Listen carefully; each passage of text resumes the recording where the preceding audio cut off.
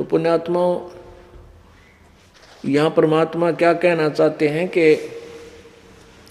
लाल खंभ से बांधा जा बिन सतगुरु कौन छुटावेगा, यानी उस पीड़ा से तुम्हें सतगुरु के बिना कोई भी नहीं बचा सकता, जो नरक में अपना भोगनी पड़ेगी। इसलिए अपना गुरु बना करके, सच्चा गुरु बना करके, सत्य भक्ति करके पीछा छुटवाओ। पुण्यात्माओं, परमात्मा जब खड़े होकर के आवाज लगाया करते थे, जगह जगह जाकर के बहुत सी पुण्यात्माएं उनके साथ होगी थी, उनके विचारों से प्रभावित होगी थी, और परमात्मा आशीर्वाद देते थे, उनके दुख दूर हो जाते थे। कबीर पर्वत पर्वत में फिरा, कारण अपने राम, राम जैसे संत मिले जिन सारे सब काम। कि जिस संकटों के निवारण के लिए परमात्मा के लिए हम घूमा करते थे, पर्वतों पर, पहाड़ों में, गुफाओं में, जंगल में, और वो कोई काम हमारा बना नहीं, और फिर वही संत मिले, राम जैसे संत मिले जिन सारे सब काम। तो वो परमात्मा राम ही आया हुआ था। कबीर जी वो सत्य पुरुष पूर्ण ब्रह्म वहाँ आए हुए थे। जो भी दुखी आत्मा आते थे उनके कुछ तो आशीर्वाद मात्र सुखी हो जाते थे, फिर वो प्यारी आत्मा परमात्मा के ज्ञान को सुनते थे। अपने आत्माओं, परमात्मा की वाणी,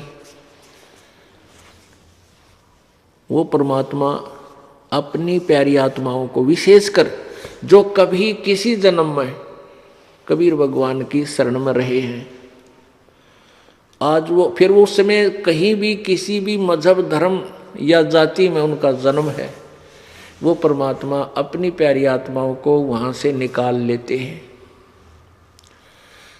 अब जो पिछले, जैसे आप देखते हुए एक घर में 8 सदस्य हैं, 7 ने नाम ले लिया, एक नहीं लेता। एक घर में 4 सदस्य हैं, 3 ने नाम ले लिया, एक ना लेता। कितना ही पचले कति नहीं लेता, सुनता भी कोई नहीं, बल्कि उठ पटांग बकवास करता है। तो वो कारण क्या है?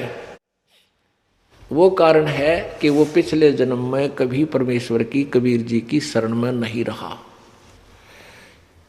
वो काग का बच्चा है, और जो परमात्मा की शरण में आगे वो कोयल के बच्चे थे। ये एक कोयल क्या करती है, एक पक्षी है कोयल,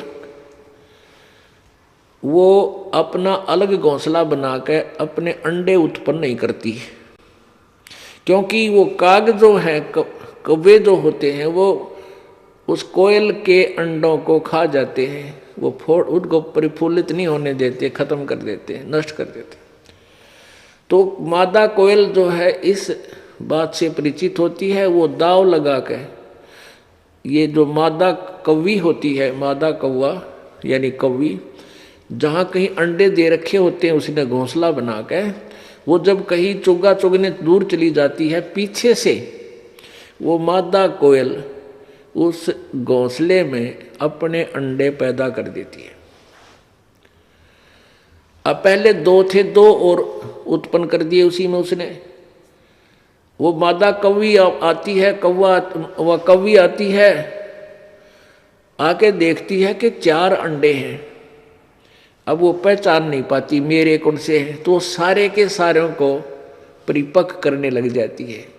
जब उसमें वो बच्चे बन जाते हैं, और वो कोयल ध्यान रखती है, उस पर जो पूरी नज़र रखती है कि ये बालक, मेरे बच्चे किस समय उड़ने योग्य हो, और उसी समय इनको ले चलूँ यहाँ से।